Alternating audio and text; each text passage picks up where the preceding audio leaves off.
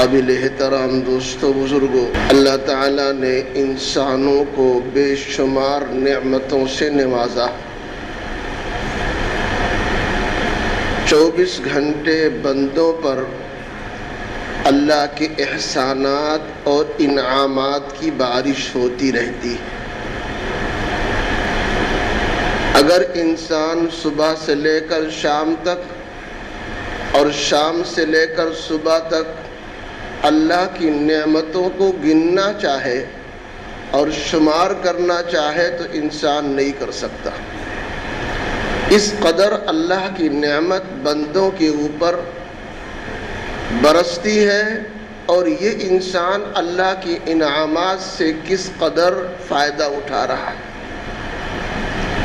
اللہ کی بے شمار انعامات اور احسانات میں سے ایک بہت اہم نعمت ہے عمر اور زندگی۔ اللہ تعالیٰ نے انسان کو ایک زندگی دی ہے، ایک عمر دی ہے۔ یہ اللہ کی بہت بڑی نعمت ہے۔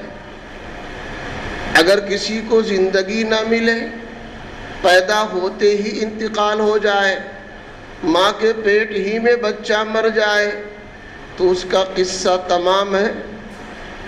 اس سے کیا بحث؟ نہ اس کو کھانے کی حاجت ہے، نہ اس کو مکان کی حاجت ہے، نہ شادی بیاہ کی حاجت ہے۔ الغرض جو دنیا کے تمام ضروریات ہیں اس سے کوئی مطلب نہیں ہے۔ اگر انسان زندہ ہو اور رہے، جوان ہو، بڑا ہو، تب تو صاحب اس کے لیے کچھ باتیں ہیں۔ لیکن اگر آدمی کے پاس زندگی ہی نہیں، عمر نہیں ہے، تو نہ اس کی زندگی سے آرام کا تعلق ہے، نہ اس کی زندگی سے نقصان کا تعلق ہے۔ وہ تو انسان بالکل ہر چیز سے محفوظ ہے۔ تو اللہ کی بے شمار نعمتوں میں سے ایک اہم نعمت ہے زندگی۔ اسی لیے حدیث پاک میں ہے، کل قیامت کے دن سارے انسان ایک ایک کر کے خدا کے سامنے پیش کیے جائیں گے، اور جب یہ انسان خدا کے سامنے پہنچے گا تو نہ ہل سکتا ہے، نہ بھاگ سکتا ہے، نہ دوڑ سکتا ہے، نہ چھپ سکتا ہے، خدا کے سامنے ہی رہے گا۔ اور اللہ تبارک تعالیٰ اس سے 5 چیزوں کا سوال بھی کریں گے۔ اے بندہ بتا، ہم نے تجھ کو زندگی دی، کہاں خرچہ کیا؟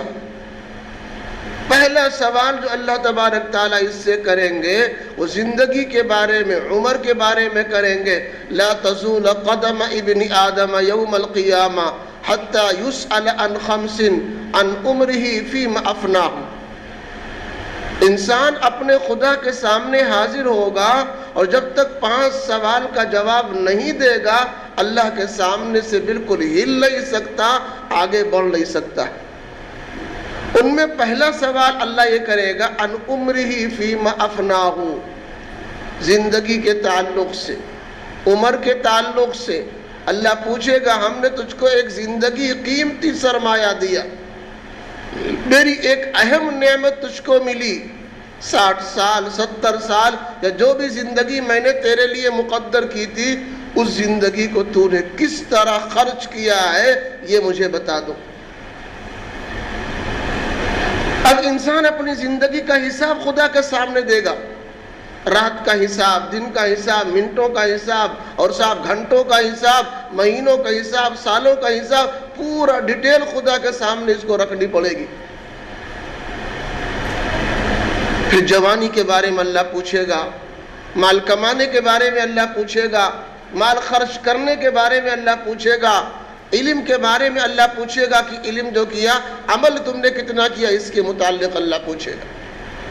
تو میں عرض یہ کر رہا تھا کہ اللہ تعالیٰ نے جو بندوں کو انعامات اور احسانات فرمائے ہیں، اس میں ایک اہم نعمت انسان کی زندگی ہے، اور یہ زندگی اتنی اہم ہے، کل قیامت کے دن سب سے پہلے اللہ تعالیٰ زندگی ہی کے بارے میں پوچھے گا، تم نے زندگی کس طرح خرچ کی۔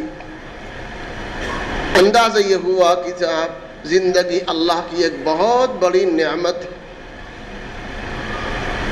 اللہ کا ضابطہ اور قانون یہ ہے، اگر کوئی بندہ اللہ کی انعامات کی قدر کرتا ہے، اللہ کے احسانات کی قدر کرتا ہے، تو اللہ نعمتوں میں اضافہ کرتا ہے۔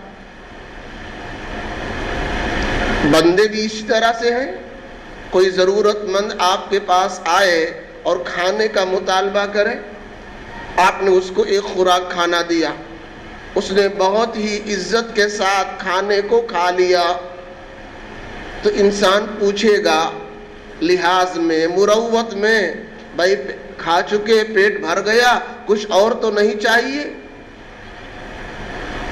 کیونکہ اس نے نعمت کی قدر کی، آپ نے اس کو ایک خوراک کھانا دیا اور اس نے نعمت کی قدر کی، عزت کے ساتھ، احترام کے ساتھ کھانا کھا لیا، تو آپ کے دل میں ہمدردی پیدا ہوئی اور آپ نے مزید اس سے پوچھا، اور کوئی تقاضا تو نہیں ہے۔ دوسرا آدمی آ جائے، کھانے کا مطالبہ کرے، آپ اس کو دیں، مگر وہ کھائے نہ، پھینک دے، ضائع کر دے، ادھر ادھر کر دے، تو آپ اولاً تو پوچھیں گے نہیں، بھئی پوچھیں گے تو ڈانٹ کر پوچھیں گے، اور اگر وہ اگلا سوال بھی کرے گا تو آپ اس کو دھتکار کر کے بھگا دیں گے۔ کیوں صاحب؟ وہ بھی ضرورت مند، وہ بھی ضرورت مند، مگر ایک نے نعمت کی قدر کی تو اس کی نعمت میں اضافہ آپ کر رہے ہیں، اور دوسرے نے نعمت کی ناقدری کی، اس لیے اس کو آپ دھتکار رہے ہیں۔ اسی طرح اللہ تبارک تعالیٰ اگر کسی کو انعامات عطا کرتے ہیں اور وہ بندہ وہاں پر قدر کرتا ہے، اللہ کے احسانات کی قدر کرتا ہے، تو اللہ تبارک تعالیٰ نعمتوں میں اضافہ کرتے ہیں۔ یہ اللہ کا دستور ہے، لَإِن شَكَرْتُمْ لَأَزِيدَنَّكُمْ۔ چنانچہ اللہ تعالیٰ نے جو ہمیں اور آپ کو زندگی دی ہے، اس زندگی کی ہمیں قدر کرنا ہے، اس کو قیمتی بنانا ہے، اس زندگی کا ایک ایک لمحہ، اس زندگی کا ایک ایک آن اور ایک ایک ساعت، ایک گھڑی ہمیں قیمتی بنانا ہے، اور اس کو اللہ کی مرضی میں خرچ کرنا ہے۔ یہ ہے اس زندگی کی نعمت کی قدردانی۔ اگر کوئی آدمی اس زندگی کی قدر نہ کرے، اس کو ایسے ویسے گزار دے، فالتو میں، بکواس میں، بحث میں، مباحثہ میں، غیبت میں، چغلی میں، ادھر ادھر اٹھنے بیٹھنے میں، چوراہوں کا رونق بننے میں، اور اسی طرح ہوٹلوں میں اپنے اوقات کو ضائع کر دے، اللہ کی شدید پکڑ ہے۔ فرمایا وَلَئِن كَفَرْتُمْ إِنَّ عَذَابِي لَشَدِيدٌ، اگر تم نے ہماری نعمتوں کی ناشکری کی اور ناقدری کی تو ہمارا عذاب بڑا سخت ہے، ہماری پکڑ بڑی سخت ہے۔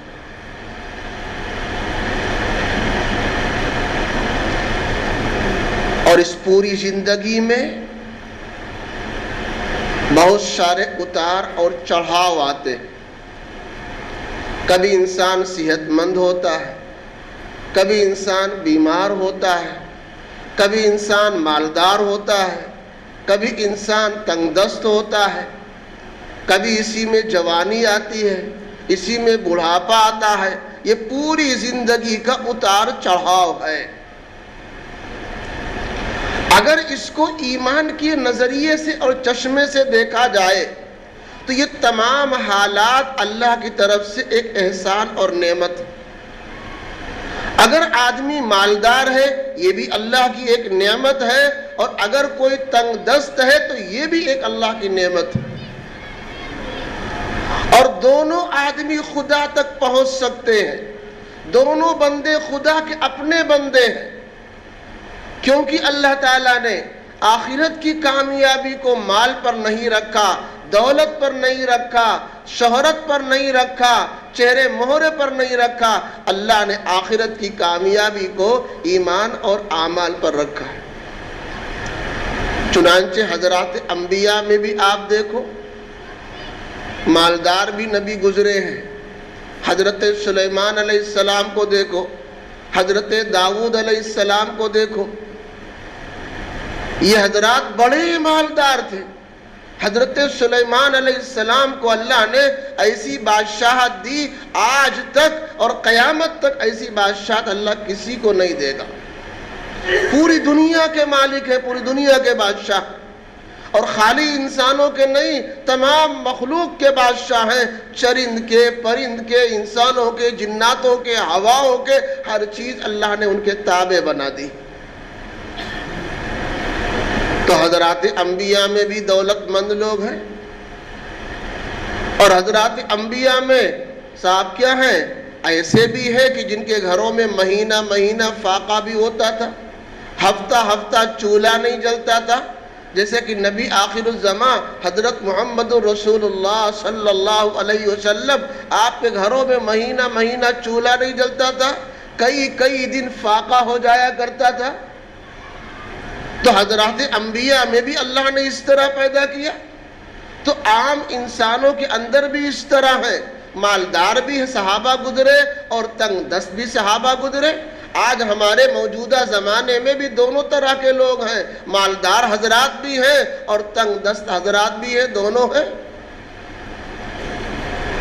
اللہ کے نبی علیہ السلام کا فرمان ہے، کوئی پوچھے کہ مالداری تو نعمت ہے، غربت کہاں نعمت ہے؟ یہ حدیث آپ نے سنی ہوگی، اللہ کے نبی علیہ السلام نے فرمایا امیروں سے 500 سال پہلے غریب لوگ جنت میں داخل ہو جائیں گے۔ یہ جو مالدار ہیں، غنی حضرات ہیں، ان کے مقابلے میں جو بیچارے تنگ دست ہیں، مفلس ہیں، وہ 500 سال پہلے جنت میں چلے جائیں گے، داخل ہو جائیں گے، اور یہ میدان محشر میں ابھی حساب میں، کتاب میں، مال کہاں سے آیا، کہاں خرچ ہوا، یہ کیسے آیا، یہ کیسے گیا، اس میں لگے رہیں گے۔ ان کے مقابل میں 500 سال پہلے یہ جو تنگ دست اور مفلس ہیں، یہ جنت کے اندر داخل ہو جائیں گے۔ تو اگر انسان اس پر غور کرے تو تنگ دستی بھی تو ایک نعمت ہے۔ میں کوئی جھمیلا نہیں، حساب کا کوئی جھمیلا نہیں، کتاب کا کوئی جھمیلا نہیں، پوچھ تاچھ کا نہیں۔ جب اللہ نے مال دیا ہی نہیں تو صاحب سوال جواب کیسے ہوگا؟ اور آخرت کسی کی بن جائے، وہاں کی پکڑ سے بچ جائے، وہاں کے مواخذہ سے بچ جائے، یہ دوستو بہت بڑی کامیابی ہے۔ یہ بات میں عرض کر چکا ہوں کہ انسان ازلی تو نہیں مگر ابدی ضرور ہے۔ علامہ رومی رحمت اللہ علیہ نے یہ بات لکھی ہے کہ صاحب انسان ابدی تو نہیں ہے، یہ ازلی تو نہیں ہے مگر ابدی ضرور ہے۔ ازلی کہتے ہیں جس کی پیدائش کی کوئی ابتدا نہ ہو، وہ ازلی ہے، اور یہ خوبی صرف اور صرف اللہ تبارک تعالیٰ کی ہے، جن کی پیدائش کی کوئی ابتدا نہیں ہے۔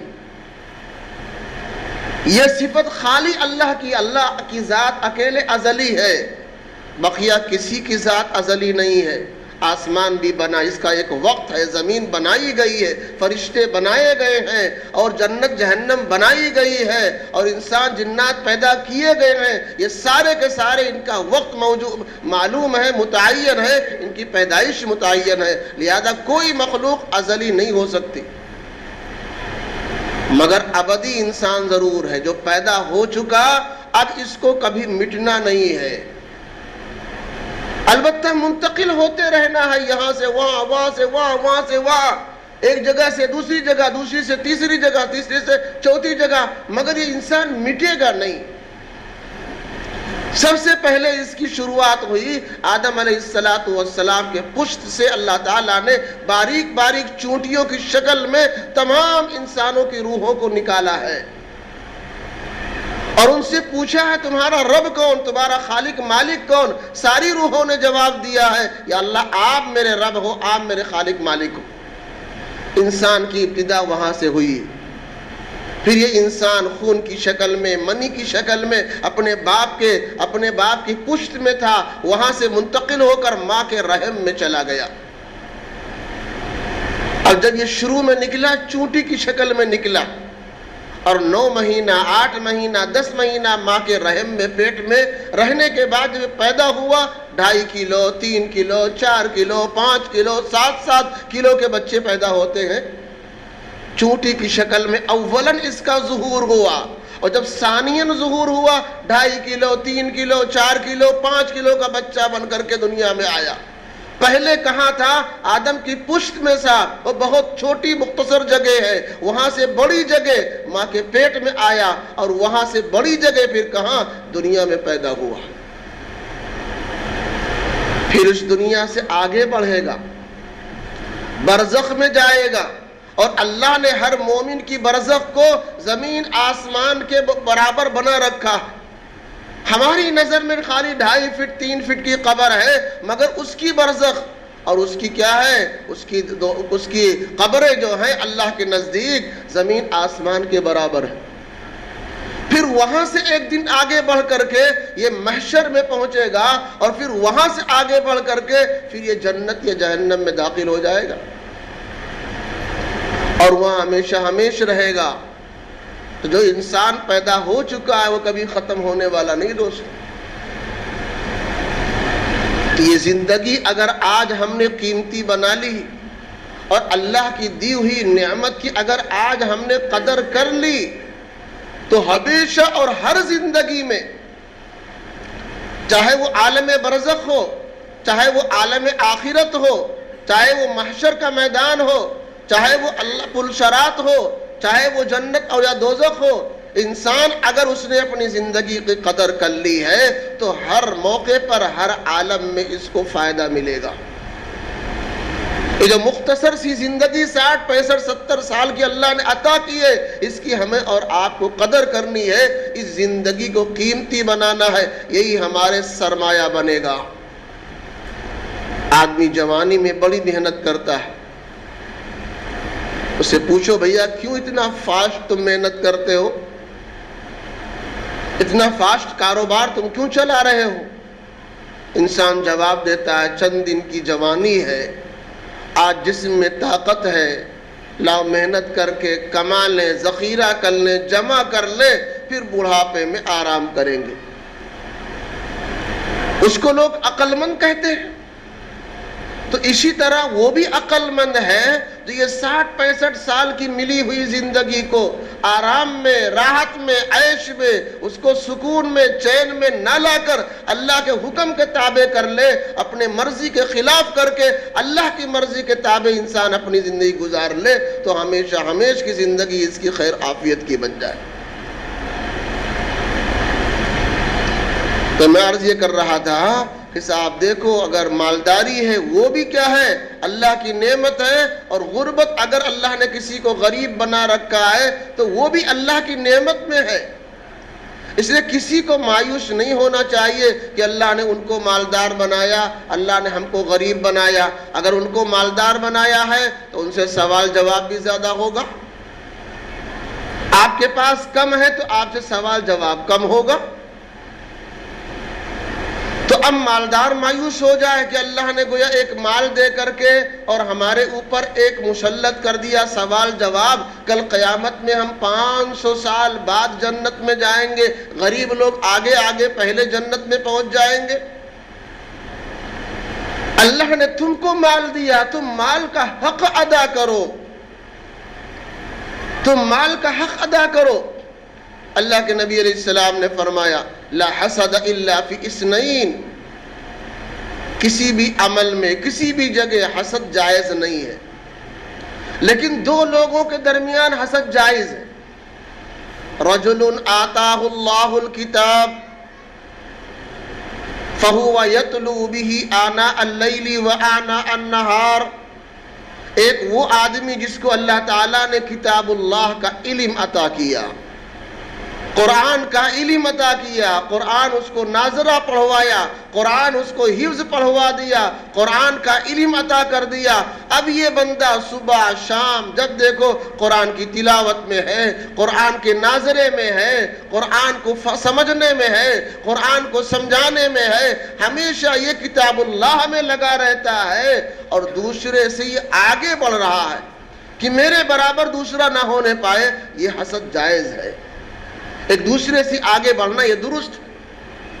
اسی طرح جس کو اللہ تعالیٰ نے مال عطا کیا، وَمَنْ آتَاهُ اللَّهُ مَالًا فَهُوَ يُنْفِقُ بِهِ آنَاءَ اللَّيْلِ وَآنَاءَ النَّهَارِ، وہ رات دن اس میں راہ خدا میں خرچ کرتا ہے، کبھی یتیموں کو، کبھی غریبوں کو، کبھی ضرورت مندوں کو، کہیں مسجد کا تقاضا، کہیں مدرسے کا تقاضا، جہاں جہاں خیر کا موقع ہے یہ بندہ وہاں صرف کرتا ہے۔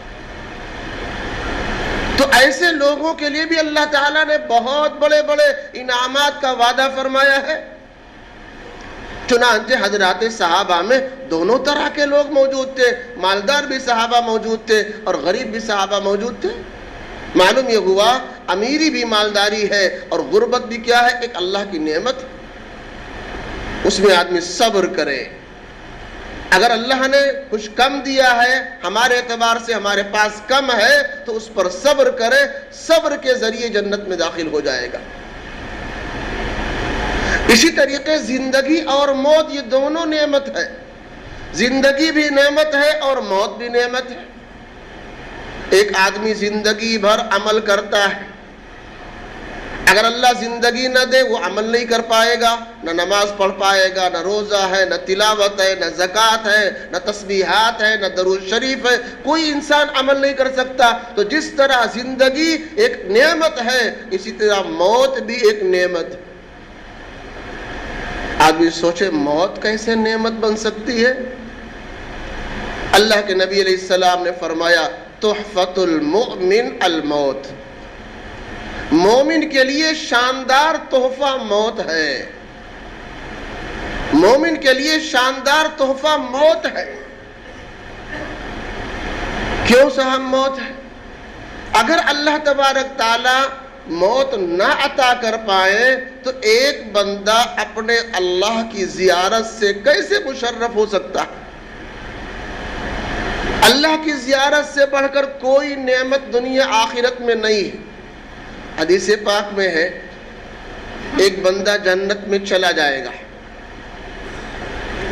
اپنے تمام مراحل کو دیکھے گا، اپنے منزل کو دیکھے گا، وہاں پر بہتی ہوئی چار ندیاں، چار نہریں، شہد کی نہر ہے، پانی کی نہر ہے، اور صاحب خالص شراب کی نہر ہے، دودھ کی نہر ہے۔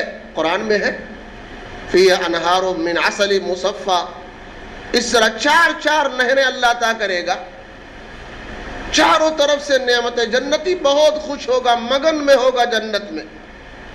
اللہ کی طرف سے اعلان ہوگا تمہیں کچھ اور چاہیے؟ جنتی عرض کریں گے یا اللہ الم تبیض وجوہنا وتدخلنا الجنت وتنجنا من النار، یا اللہ آپ نے تو میرا چہرہ روشن کر دیا، جنت کا داخلہ دے دیا، اور ہمیشہ یا دوزخ کی ذلت اور پریشانی سے آپ نے بچا لیا۔ اب ہمیں کیا چاہیے؟ تمام نعمتیں میرے پاس موجود ہیں، ہمیں کچھ نہیں چاہیے۔ پھر اللہ تبارک تعالیٰ اپنی زیارت کرائیں گے، آدمی برسوں برس تک خدا کو دیکھتا رہے گا، خالی جنت کی نعمتوں کو بھول جائے گا۔ کتنے زمانے تک خدا کو دیکھتا رہا، یہ لمبے مسافت کو بھول جائے گا، لمبے وقت کو بھول جائے گا، نہ پیروں میں تکان ہے نہ آنکھوں میں تکان ہے، بالکل خدا کو ٹکٹکی باندھ کر انسان دیکھتا رہے گا۔ کسی حسین خوبصورت چیز کو انسان دیکھ کر دیر تک دیکھتا رہتا ہے، جب انسان اللہ کو دیکھے گا تو صاحب دیکھتا ہی رہے گا۔ تو یہ اللہ کی زیارت کیسے ملے گی بغیر موت کے؟ معلوم یہ ہوا موت بھی ایک نعمت۔ اللہ کے نبی علیہ السلام کا تو فرمان ہی ہے تحفۃ المومن الموت، کہ مومن کا تحفہ موت ہے۔ ایک جگہ ہے اللہ کے نبی علیہ السلام نے دعا مانگی ہے اللہم حبب الموت الی من یعلم انی رسولک، اللہم حبب الموت الی من یعلم انی رسولک، یا اللہ ان لوگوں کے دلوں میں موت کی محبت پیدا کر دے جو یقین کرتے ہیں کہ میں تیرا پیغمبر اور رسول ہوں۔ یعنی مسلمانوں کے دل میں یا اللہ موت کا کیا ہے؟ محبت پیدا کر دے، موت سے محبت پیدا ہو جائے۔ ایک جگہ اللہ کے نبی نے فرمایا الموت جسر یوصل الحبیب الی الحبیب، موت ایک پل ہے ہم دنیا میں ایک طرف ہیں، ادھر آخرت ہے، برزخ ہے، اور بیچ میں ایک پل ہے۔ جب تک موت نہیں آئے گی یہ بندہ اپنے رب سے پیار کرنے والا، محبت کرنے والا اپنے محبوب خدا سے کیسے مل سکتا ہے؟ جب تک پل نہیں پار کرے گا اللہ کی ملاقات نہیں ہوگی، اور وہ پل موت کا پل ہے۔ معلوم ہوا زندگی بھی کیا ہے؟ ایک نعمت ہے، اور موت بھی ایک نعمت ہے۔ اب اگر اللہ زندگی دے تبھی مسلمان کو خوش اور مطمئن ہونا چاہیے، اور اگر موت واقع آ جائے تو بھی ہمیں واویلا اور شور نہیں مچانا ہے، بلکہ وہ بھی کیا ہے؟ اللہ کی اس نعمت پر بھی ہمیں مطمئن ہونا چاہیے۔ مردوں کے بارے میں تو سنا ہی ہوگا، اگر مردہ اچھا ہوتا ہے، نیک ہوتا ہے، جب اس کا جنازہ اٹھتا ہے تو وہ کہتا ہے قدمونی قدمونی، مجھے جلدی لے چلو، جلدی لے چلو۔ موت کو ہر آدمی ناگوار سمجھتا ہے، موت کو ہر آدمی ناگوار سمجھتا ہے۔ بوڑھا سے بوڑھا آدمی ہو، بیمار سے بیمار آدمی ہو، پریشان سے پریشان آدمی ہو، اگر اس کے سامنے موت کا تذکرہ کرو وہ چونک جائے گا، بھیا سب کو یہ نہ کہو۔ سارے بچوں کی شادیاں ہو گئی، پوتے آ گئے، جوان ہیں، شادیاں ہو گئی، اس سے کو صاحب مرنے کی تیاری، اب تمہاری موت قریب ہے، بھیا مت کو بھی پر پوتوں کی شادی کرنی۔ لمبی لمبی امیدیں، مرنا کوئی نہیں چاہتا۔ یہ علامت منافقین کی ہے، یہ علامت یہود کی ہے، یہ علامت عیسائی کی ہے۔ وہ کہتے تھے نحن ابناء اللہ واحباؤ، ہم اللہ کے دوست ہیں، اللہ کے بیٹے ہیں۔ اللہ کے نبی علیہ السلام کو اللہ نے کہا ٹھیک ہے ان سے کہو موت کی تمنا کرو، تمنوا الموت ان کنتم صادقین، اگر تم سچے ہو تو موت کی تمنا کرو، کیونکہ بیٹوں سے پیار اللہ جبھی کرے گا جب بیٹے اللہ کے پاس پہنچے، جب دوست اللہ کے پاس پہنچے تبھی تو اللہ کی نعمتوں سے سرفراز ہوں گے۔ تو اگر تمہیں آخرت کی نعمتوں کا یقین ہے، اگر تم اللہ کے دوست ہو، اللہ کے محبوب ہو، تو صاحب الموت جسر یوصل الحبیب الی الحبیب، موت ایک پل ہے، اس پل کو تو پار کرو، پہلے تمنا کرو یا اللہ مجھے موت دے دے، یا اللہ مجھے موت دے دے۔ اور موت کا نام سنتے ہی صاحب چہرہ بگڑ گیا۔ تو موت سے ہر آدمی گھبراتا ہے، مسلمان بھی گھبراتا ہے۔ روایتوں میں ہے جب فرشتے آتے ہیں ملک الموت تو انسان موت کو سنتے ہی گھبراتا ہے۔ جب وہ فرشتے آتے ہیں اور یہ بندہ نیک ہوتا ہے تو ان کے ہاتھوں میں بہترین خوشبو ہوتی ہے، اچھے پوشاک میں آتے ہیں، چہرے سے بہت زیادہ گویا ایک نور ٹپکتا ہے، جن سے ملنے کی، جن سے بات کرنے کی آدمی کی تمنا ہوتی ہے۔ کوئی شاندار اچھا آدمی آپ کو دکھے تو آپ بھی سوچو گے لا ہم بھی ذرا مصافحہ کر لیں، ہم بھی ذرا بات چیت کر لیں، آپ کیسے ہو، خیریت سے ہو، کہاں سے آئے ہو، ایک دو بول ہم بھی بول لیں۔ اور اگر کوئی آدمی ڈراؤنی شکل کا ہو، بھوت جیسا ہو، تو پھر انسان بات چیت بھی نہیں کرے گا، اس سے دور، ارے بھیا رہنے تو یہ بھوت جیسا آدمی تو شیطان جنات لگتا ہے۔ تو جب وہ فرشتے آتے ہیں اور یہ بندہ نیک ہوتا ہے، مومن ہوتا ہے، تو ان کی شکل، صورت، کپڑا، پوشاک، جو کچھ ان کے ساتھ ہوتا ہے انتہائی پرکشش اور پر نور ہوتا ہے۔ اس کو دیکھتے ہی یہ بندہ اس کی طرف مانوس ہونے لگتا ہے، اپنائیت کا اظہار کرتا ہے، اس سے گھبراتا نہیں ہے کون اجنبی آ رہا ہے، کون مجھے پکڑنے آ رہا ہے، بلکہ اس کے آنے پر خوش ہوتا ہے۔ اور عین موقع پر، عین موت کے موقع پر پھر کچھ برزخ کے احوال، جنت دوزخ کے مختصر احوال اس مرنے والوں کی نظر میں منکشف ہو جاتی، یہ دکھنے لگتی ہے۔ پھر وہاں کی کچھ نعمتیں دیکھتا ہے، وہاں کے انعامات کو دیکھتا ہے، وہاں کی تمام نعمتوں کو انسان کیا ہے مشاہدہ کرتا ہے، پھر یہ بہت جلدی وہاں جانے کی تمنا کرتا ہے، مجھے جلدی لے چلو، مجھے جلدی لے چلو۔ اس طرح اس کی روح خود پھڑپھڑانے لگتی ہے، جیسے پرندہ پنجرے کے اندر، کب مجھے چھوڑو میں وہاں پہنچ جاؤں، آزاد ہو جاؤں۔ اس کی روح پورے بدن میں پھڑپھڑانے لگتی ہے، جلدی سے ہم نکل کر اس باغ بہار والے عالم میں ہم پہنچ جائیں۔ یہ تو بڑی آسانی سے اس کی روح نکل جاتی ہے۔ تو موت بھی کیا ہے؟ ایک نعمت۔ زندگی بھی ایک نعمت ہے اور موت بھی ایک نعمت۔ صحت ایک نعمت ہے، بڑی نعمت اللہ کی ہے، اور بیماری بھی ایک نعمت ہے۔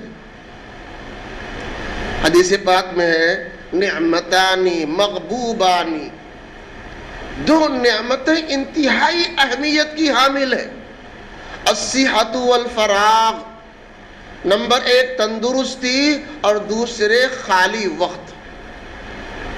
اگر اللہ تعالیٰ نے کسی کو خالی وقت دیا ہے تو وہ آدمی کہیں بھی چلا جائے، رشتہ داروں میں جا کر ملاقات کرائے، اپنے بیوی کو ضرورت کے موقع پر وقت دے دے، اپنے ماں باپ کی زیارت کر لے، بھائی بہنوں سے مل آئے، جہاں چاہے وہ چلا جائے، کسی کی عیادت کر لے، کسی کی تعزیت کر لے، کسی کے دکھ درد میں شریک ہو جائے، اس کے پاس موقع ہے۔ آج تو آدمی اپنے سگے میں بھی نہیں جا پاتا، بھیا کیا کروں، میری دکان کھلی تھی، بڑا مصروف، میں نہیں حاضر ہو سکا۔ تو کسی کے پاس اگر کچھ اللہ نے موقع دیا، فرصت ہے، یہ بھی ایک اللہ کی نعمت ہے، اور صحت ایک بہت بڑی اللہ کی نعمت ہے۔ اسی لیے حدیث پاک میں بھی ہے اغتنم خمسا قبل خمس، پانچ چیزوں کی آنے سے پہلے غنیمت جان کر خوب استعمال کر لو۔ اسی میں یہ بھی ہے صحتک قبل سقمک، بیماری سے پہلے اپنی صحت کو غنیمت جان لو۔ آج اللہ نے تندرستی دی ہے، صحت دی ہے، آپ لمبی لمبی نمازیں پڑھ لو، لمبے لمبے سجدے کر لو، دیر تک تلاوت کر لو، لمبی لمبی دعائیں مانگ لو، درود شریف پڑھ لو، جتنا چاہو اپنے اللہ کو راضی کر لو۔ کل آنے والا وقت نہ جانے کیسا ہو، کیسی بیماری لاحق ہو جائے، چاہتے ہوئے بھی انسان پاک نہیں رہ پاتا۔ کسی کا پیشاب ٹپک رہا ہے، کسی کا شوگر بڑھ گئی ہے، کسی کو فلاں بیماری لاحق ہو گئی ہے۔ اب نماز روزے فرائض کی ادائیگی میں بھی انسان کیا ہے نہیں کر پا رہا ہے، بڑی مشکل سے فرائض کی ادائیگی کر پا رہا ہے، پاکی حاصل نہیں کر سکتا، چاہتے ہوئے قیام نہیں کر سکتا، کھڑا نہیں ہو سکتا، تسبیحات نہیں پڑھ سکتا، درود شریف نہیں پڑھ سکتا ہے، تلاوت قرآن نہیں کر سکتا ہے، ایسی بیماری لاحق ہو گئی ہے۔ اسی کو اللہ کے نبی علیہ السلام نے فرمایا آج اللہ نے صحت دی ہے، تندرستی دی ہے، اپنی تندرستی کو اللہ کی عبادت میں لگا لو بیماری آنے سے پہلے۔ معلوم یہ ہوا اللہ کی طرف سے صحت بھی ایک بہت بڑی نعمت ہے، بیماری بھی خدا کی طرف سے ایک نعمت ہے۔ اگر کسی کو بیماری آ جائے، اللہ سے انسان بیماری نہ مانگے، لیکن اگر کسی کو بیماری لگ جائے، اس بیماری کے دور ہونے کی دعا کرنی چاہیے۔ دنیا میں جو اسباب بتائے گئے ہیں، دوا علاج کے جو جائز طریقے ہیں، ان اسباب کو اختیار کرنا چاہیے لازمی طور پر۔ ان تمام چیزوں کے باوجود بیماری سے پریشان نہیں ہونا چاہیے۔ ایک صحابی ہیں حضرت عمران ابن حسین رضی اللہ تعالی، ایک پھوڑا نکل آیا، ان کو ایک پھوڑا نکل آیا بغل میں، 32 سال تک ایک ہی چت لیٹتے رہے بیچارے، 32 سال تک کی وہ پھوڑا تھا اور خالی چت لیٹتے رہے، اپنے گدی کی بل سوتے رہے، کبھی کروٹ نہیں ہو پائے، 32 سال تک کے پھوڑا ان کا تھا، بستر پر لیٹے رہتے تھے، وہ ناسور بن گیا، لیکن چہرہ ان کا بڑا حشاش بشاش۔ اگر وہ کسی کو بتاتے میں بیمار ہوں، مجھے ناسور ہو گیا، پھوڑا نکلا ہے، تو لوگوں کو پتا چلتا، ورنہ چہرہ دیکھ کر کے کوئی اندازہ نہیں کر پاتا یہ بیمار ہے۔ ایسی بشاشت اور خوشی کے آثار تھے۔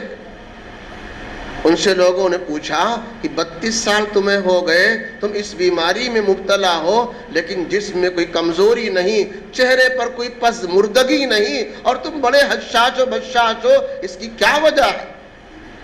انہوں نے فرمایا فرشتے مصافحہ کرتے ہیں، فرشتے مصافحہ کرتے ہیں، ان کی نورانیت کی وجہ سے، ان کی معیت کی بنا پر اللہ نے وہ اندر کی روحانیت دے رکھی ہے کہ دل بڑا مطمئن ہے، چہرہ بڑا حشاش و بشاش ہے، اگرچہ میں 32 سال سے اس بیماری میں ہوں لیکن بہت مطمئن ہوں۔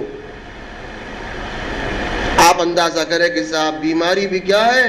اللہ کی ایک نعمت، اللہ کی ایک نعمت ہے۔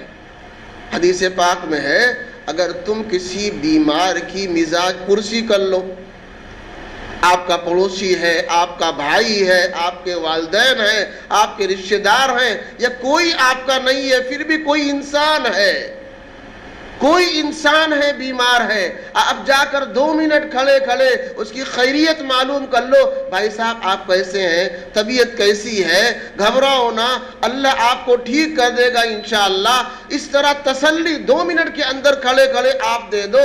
اللہ کی قسم، اللہ کے نبی نے فرمایا 70,000 فرشتے آپ کے لیے دعا کریں گے، اگر صبح گئے ہو تو شام تک، شام کو گئے ہو تو صبح تک، 70,000 فرشتے آپ کے لیے دعا کریں گے۔ تو بیمار کی مزاج پرسی کرنے پر جب اس قدر اللہ کی طرف سے فرشتوں کا نزول اور ان کی دعائیں ہیں، تو جو آدمی خود بیمار ہوگا اس پر کتنی اللہ کی رحمت برسے گی۔ اس سے گناہ جھڑتے رہتے ہیں، معاف ہوتے رہتے ہیں، کھاتے میں گناہ نہیں ہے، اس کے درجات بلند ہوتے رہتے ہیں۔ تو بیماری بھی ایک نعمت ہے، زندگی بھی ایک نعمت ہے۔ میرے کہنے کا اور بیان کا مقصد دوستو یہ ہے کہ آج ہم نے آپ کے سامنے یہ بات رکھی کہ زندگی وہ بھی ایک نعمت، موت یہ بھی نعمت، مال اگر ہے تو یہ بھی نعمت، نہیں ہے تو وہ بھی نعمت، صحت ہے تو یہ بھی نعمت، بیماری ہے تو یہ بھی نعمت۔ اس سے کیا مطلب آخر ہے؟ کہنے کا خلاصہ یہ ہے کہ بندہ جس حال میں ہو اپنے رب کا شکر گزار ہو، جس حال میں بندہ ہو اپنے رب کا شکر گزار ہو، یہ ہے نعمت کی قدر۔ ایسا نہ ہو کہ جب ہم اللہ کی نعمتیں استعمال کریں اور اللہ کی نعمتوں کو ہم پائیں تو اپنی زندگی علول جلول استعمال کریں اور خرچ کریں، اور جب اللہ کی طرف سے کوئی نعمت ہمیں نہ ملے تو ہم جگہ جگہ شکوہ شکایت کریں۔ ہاں، ہمیشہ انسان کو اللہ سے صحت کی، عافیت کی، عزت کی، خیر کی زندگی مانگنی چاہیے، ہمیشہ کشادہ زندگی اللہ سے مانگنی چاہیے، کبھی اللہ سے برائی نہ مانگے، بیماری نہ مانگے، پریشانی نہ مانگے، ہمیشہ اللہ سے گویا بلندی اور صحت اور عافیت، کشادگی اس کا مطالبہ کرے۔ لیکن اگر کبھی اللہ کی طرف سے کوئی آ جائے، مفلسی آ جائے، بیماری آ جائے، تو وہاں پر بھی انسان صبر کرے اور یہ تصور کرے کہ اللہ کی طرف سے ہے، اور اس کے آنے پر گناہ معاف ہوتے ہیں، درجات بلند ہوتے ہیں، اللہ کا قرب ملتا ہے، اللہ قریب ہو جاتا ہے، اور اللہ چاہتا ہے کہ میرا بندہ مجھ سے کہے اور میں اس کو عطا کروں۔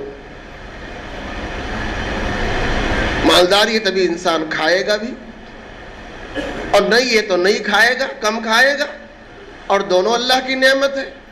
ایک روایت میں ہے اگر کوئی بندہ کھانے کے شروع میں بسم اللہ پڑھ لے اور جب کھا چکے تو الحمدللہ کثیرا، یا صرف الحمدللہ پڑھ دے، تو کھانے کے شروع میں بسم اللہ پڑھ کر کے انسان کھانا شروع ہی کرتا ہے۔ مسلمان کے لیے ہدایت ہے میرے نبی کی، کھانے سے پہلے بسم اللہ پڑھو، آپ کے کھانے میں برکت ہوگی، شیطان آپ کے کھانے میں نہیں شریک ہوگا، اور تمہارے محبوب حضرت محمد الرسول اللہ صلی اللہ علیہ وسلم کی یہ سنت ان کا محبوب طریقہ ہے۔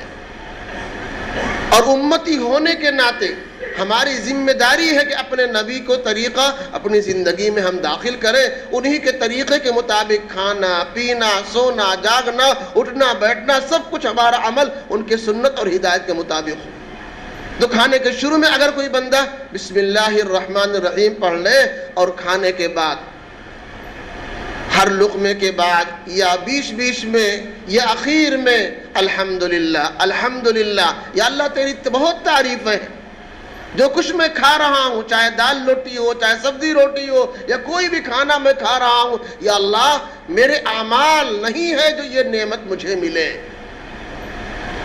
ہمارے اعمال ایسے نہیں کہ نعمت مجھے ملے، جو تو مجھے کھلا رہا ہے یہ تیرا احسان ہے، تیرا شکر ہے، تمام تعریف تیری ہے۔ اور اگر 1000 نعمت اللہ دے دے، بعض بیماری ایسی ہے آپ دنیا کا سارا کھانا کھا لو، آپ کی بھوک نہیں مٹے گی، دنیا کا سارا پانی پی لو، آپ کی پیاس نہیں بجھے گی، وہی وہ خداوند قدوس ہے جو پیٹوں کو بھرتا ہے۔ سلیمان علیہ السلام نے دعوت کی تھی، ایک مچھلی کا پیٹ نہیں بھرا تھا، سارا کھانا ختم ہو گیا تھا، تو پیٹ کا بھر دینا یہ بھی اللہ کی طرف سے ہی اللہ کا احسان ہے۔ تو اگر کھانے کے شروع میں بسم اللہ اور اخیر میں الحمدللہ پڑھ دے، اللہ کے نبی کا فرمان ہے غفر لہ ما تقدم من ذنبہ، اس کا پچھلا تمام گناہ معاف ہو جائے گا، پچھلا تمام گناہ اس کا معاف ہو جائے گا۔ اللہ کی نعمتوں کو استعمال ہم کر رہے ہیں، کھا پی رہے ہیں، بس اللہ کا نام ہمیں یاد رکھنا ہے، بھولنا نہیں ہے کہ ہم مالداری کی حالت میں ہیں، دسترخوان پر ہیں، طرح طرح کی نعمتیں ہم استعمال کر رہے ہیں، مگر شروع میں اللہ اکبر بسم اللہ الرحمن الرحیم، اخیر میں الحمدللہ پڑھتے ہیں، پچھلا گناہ بھی معاف ہو رہا ہے، کھانا بھی ہو رہا ہے۔ الغرض ایک انسان کے دنیا میں آنے کے بعد سے لے کر اور پوری زندگی میں جو بھی حالات ہوں، وہ سارے کے سارے حالات اللہ کی طرف سے ایک انعام ہے، ایک نعمت ہے۔ ہمیں کسی بھی حالات میں پریشان نہیں ہونا ہے، نا امید نہیں ہونا، مایوس نہیں ہونا ہے، ہر حال میں ہمیں اللہ پر نظر رکھ کر اللہ کا شکر گزار بندہ بننا ہے۔ اس لیے کوئی آدمی یہ عذر نہیں کر سکتا خدا کے سامنے ہم غریب تھے اس لیے نماز نہیں پڑھ پائے، اس لیے دین کا کام نہیں کر پائے، ہم تو بیمار تھے اس لیے ہم دین کا کام نہیں کر پائے، ہم تو ایسے تھے، کوئی عذر قابل قبول نہیں ہے۔